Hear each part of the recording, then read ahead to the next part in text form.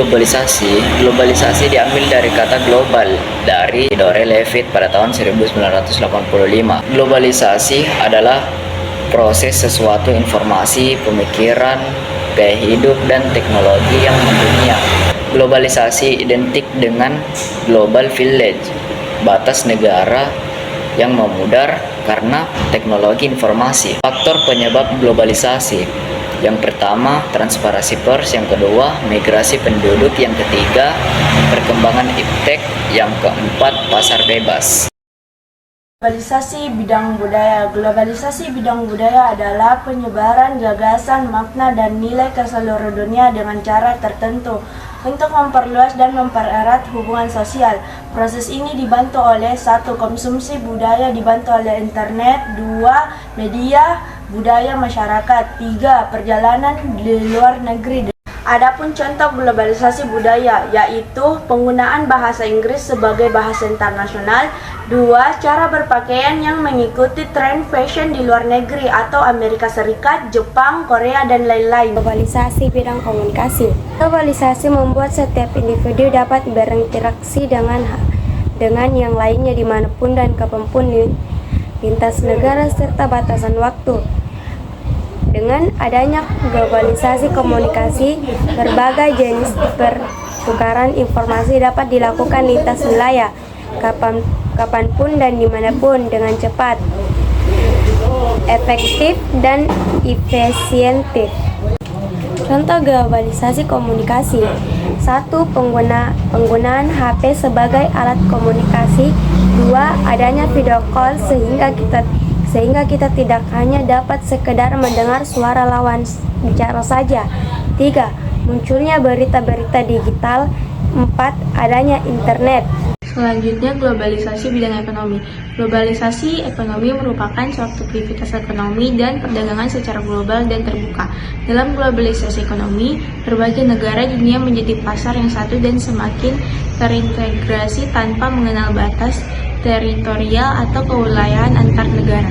Perdagangan bebas yaitu sistem perdagangan yang semakin luas dan menghilangkan hambatan-hambatan tidak lancarnya perdagangan internasional seperti EFTA, AFTA, dan OPEC. Selanjutnya, ciri-ciri yang menandai globalisasi ekonomi. Yang pertama, beroperasinya suatu perusahaan di lebih dari satu negara. Yang kedua, mencari keuntungan yang kompetitif dan memaksimalkan laba. Yang ketiga, memiliki kemudahan jangkauan geografis. Yang keempat, menguasai 3/4% perdagangan dan sekitar sepertiga dari seluruh output perekonomian global. Yang kelima, batas suatu negara akan menjadi kabur. Yang keenam, membuka peluang pasar produk dari dalam negeri ke pasar internasional.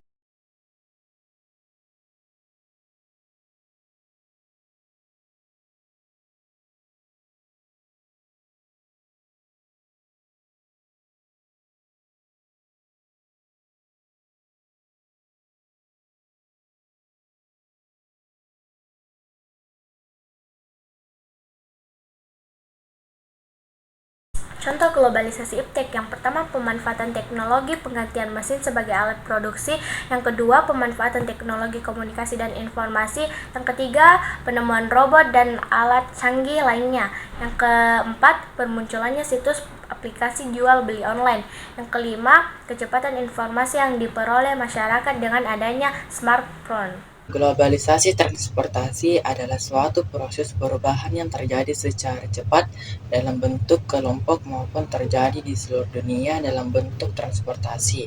Transportasi adalah pemindahan manusia atau barang dari satu tempat ke tempat lainnya dengan menggunakan sebuah wahana yang digerakkan oleh manusia atau mesin. Contoh globalisasi transportasi yaitu: 1. Penggunaan Cepata atau Shinkansen kereta; 2. Penggunaan pesawat terbang tanpa pilot; 3. Penggunaan mobil atau bus tanpa supir; 4. Penggunaan radar. Faktor pendorong globalisasi di bidang transportasi yaitu: 1. Manusia menginginkan perubahan karena mereka menuntut hidup yang mudah dan praktis; 2. Perkembangan teknologi yang ditandai semakin majunya pendidikan; 3. Perkembangan di bidang telekomunikasi. Selanjutnya, dampak positif globalisasi.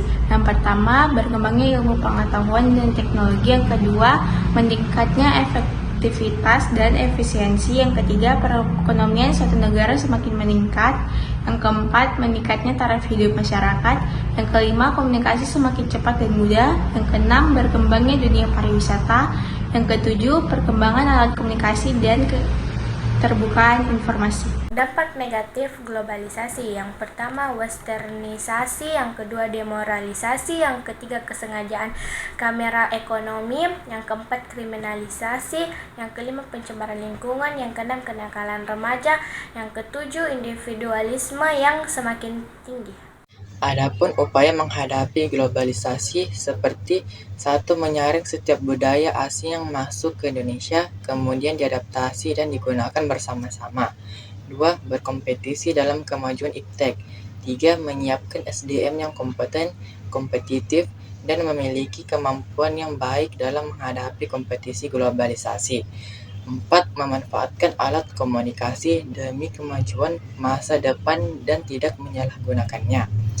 5. Menggunakan alat transportasi tidak berlebihan agar tidak terjadi pencemaran lingkungan.